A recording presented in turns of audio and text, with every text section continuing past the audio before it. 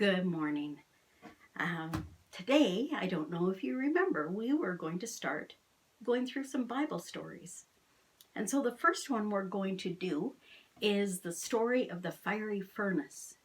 Or maybe you know it as Shadrach, Meshach, and Abednego. Funny names, eh? There's lots of funny names in the Bible. So we're going to start, and it's in Daniel 3.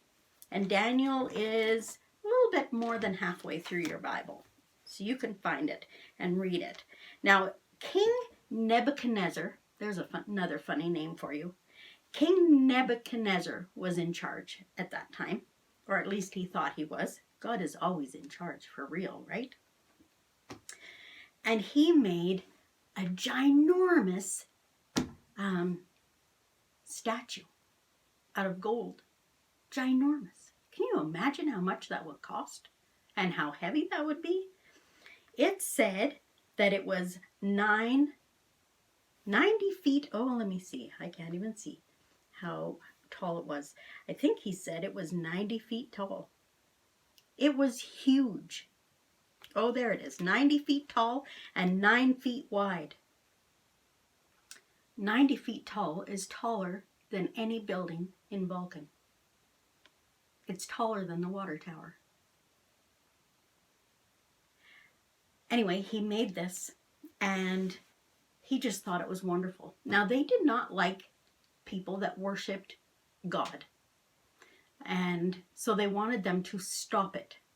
So this was the idea. They gave this idea to King Nebuchadnezzar.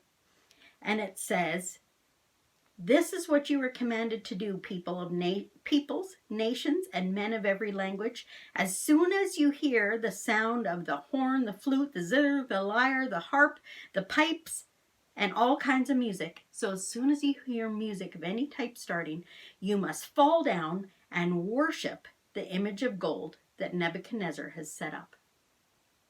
Is that a good plan? Do you remember in our 10 Commandments, it says you're not supposed to worship anybody but God. And you're not supposed to make any idols like this statue to worship. God said you're not supposed to do that. But they said, this is what you're supposed to do.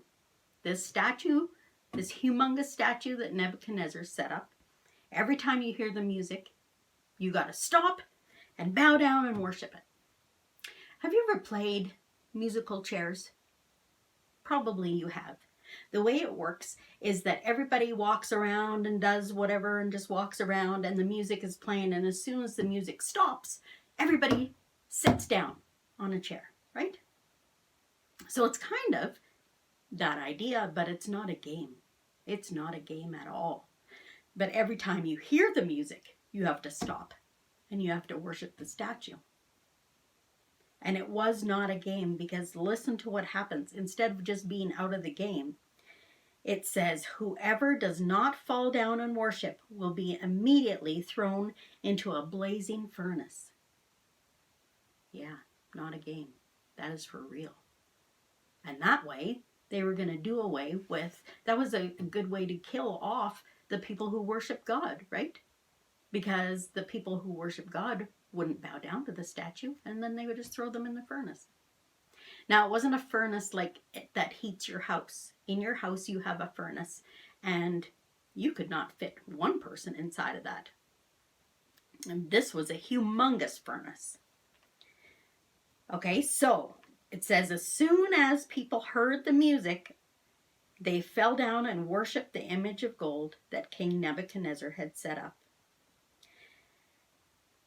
He said, I want you, the astrologers, and they came and they told the King Nebuchadnezzar, make sure you do this. I know you set up this rule, but there are some whom you have set over the affairs of the province. Now, Shadrach, Meshach, and Abednego, they were in charge of stuff. So they went to the king and said, you know what, you think that they're all that. But they're not bowing down. It said Shadrach, Meshach, and Abednego, who pay no attention to you, O king. They don't serve your gods or worship the image of gold that you set up. Furious with rage, Nebuchadnezzar summoned Shadrach, Meshach, and Abednego. So these men were brought before the king, and Nebuchadnezzar said, "Is it true that you do not serve my gods or worship the image of gold that I set up? When you hear the sound of music, do you bow down? Because if you do, then everything is good. But if you don't worship, you are going to be thrown into the blazing furnace." Oh my goodness. I don't think that was a good plan. Do you? No, it wasn't. I know it was not a good plan. What do you think Shadrach, Meshach, and Abednego would do? What would you do? How would you feel? Somebody said, "You do this or I'm going to kill you." My goodness. I hope you are never in that situation. And then Nebuchadnezzar says, "Then what God will be able to rescue you from my hand?" Because Nebuchadnezzar didn't believe in God. He didn't. So if you don't believe that he's real, then you don't believe he can rescue you, can you? Somebody who is made up can't really do anything. But God is not made up. But Nebuchadnezzar didn't know that yet. Shadrach, Meshach, and Abednego replied to the king, "O Nebuchadnezzar, we don't need to defend ourselves before you in this matter. If we are thrown into the blazing furnace, the God we serve is able to save us from it, and he will rescue us from your hand.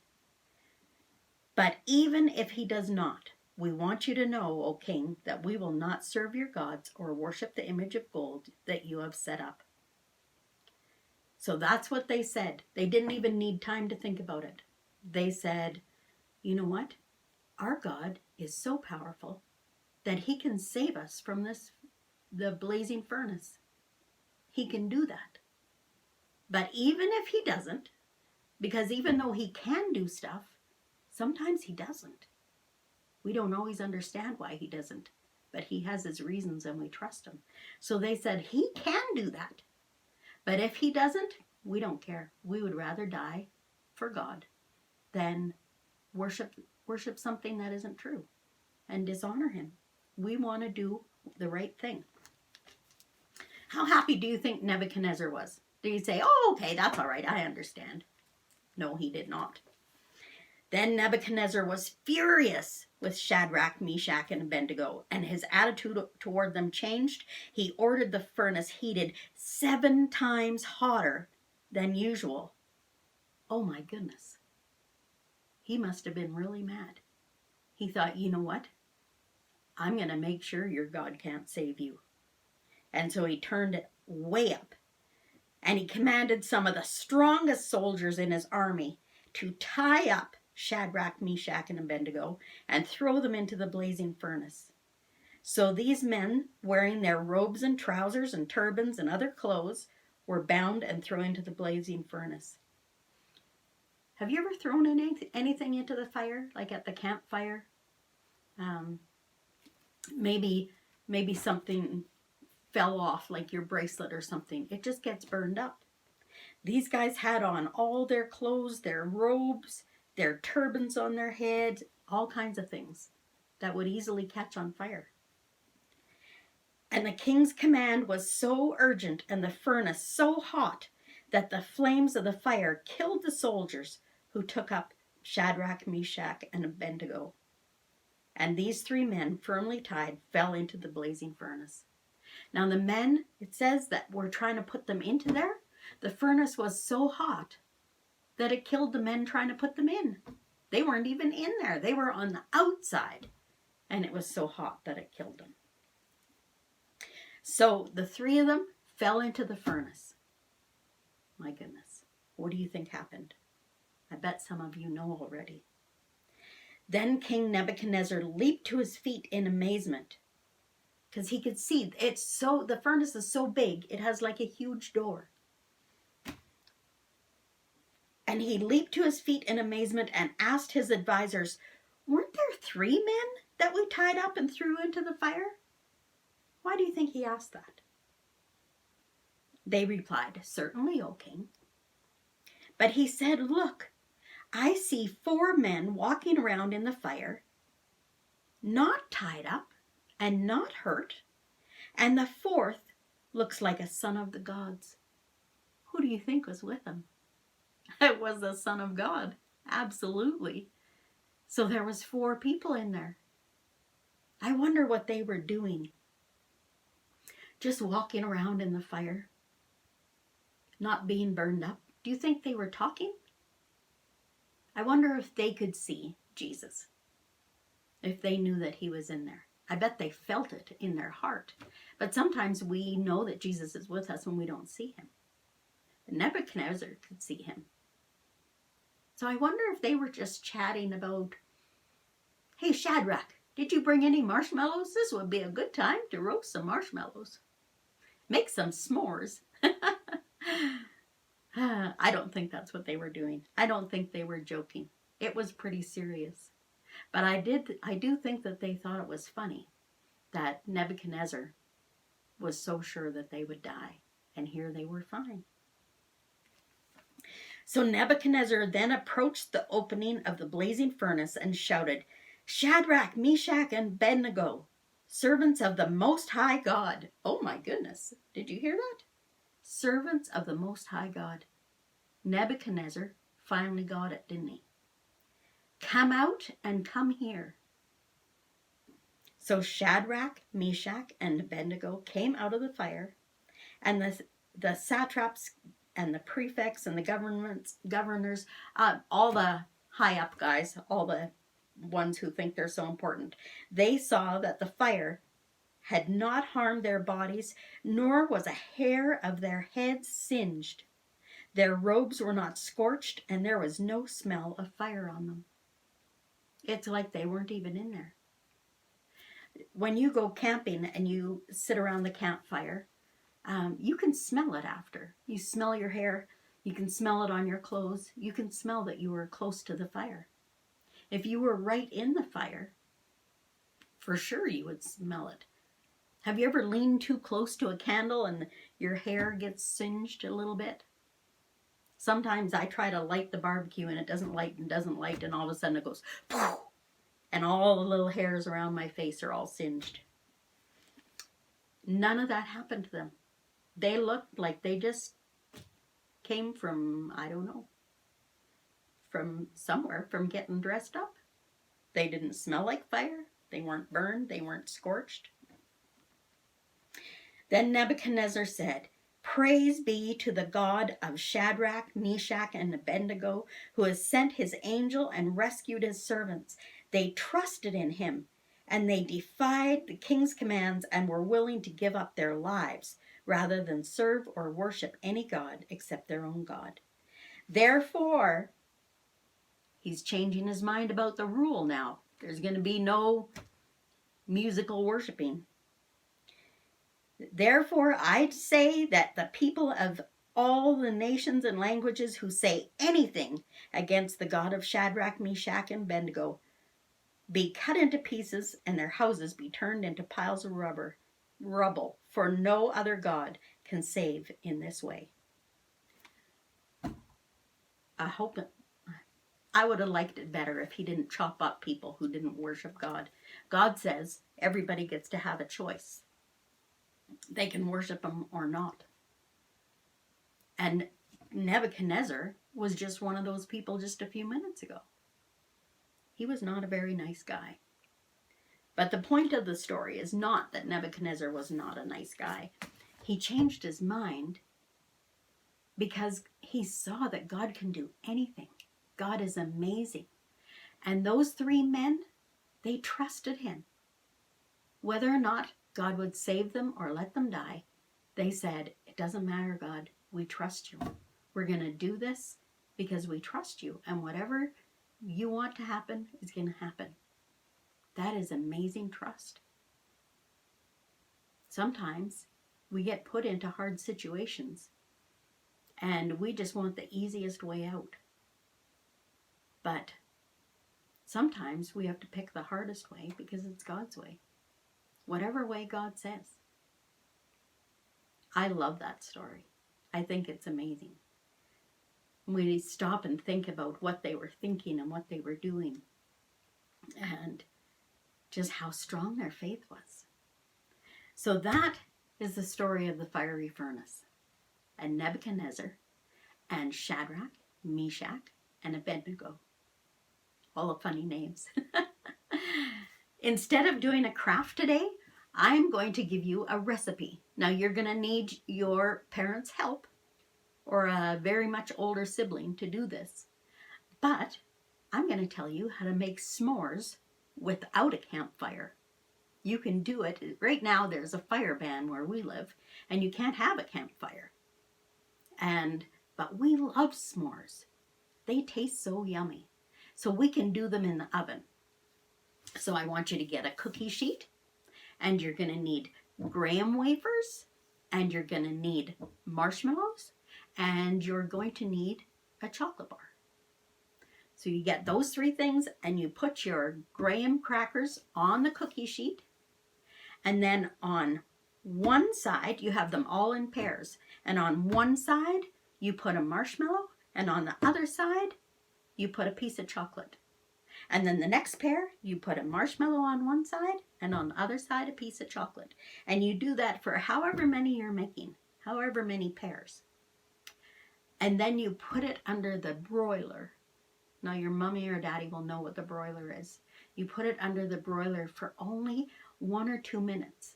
And you have to kind of keep an eye on it because the marshmallows get brown pretty fast and the chocolate melts pretty fast.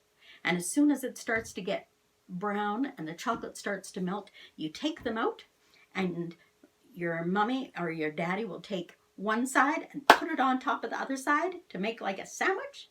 And that is your s'more. And it tastes delicious. And it won't smell like campfire.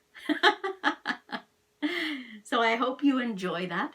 And I hope as you're eating your s'mores, you remember the story of these three guys who trusted God so much.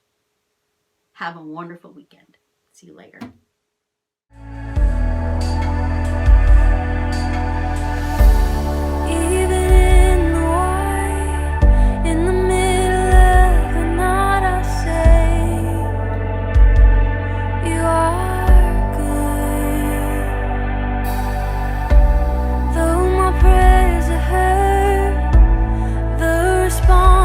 Yours, God, you are good.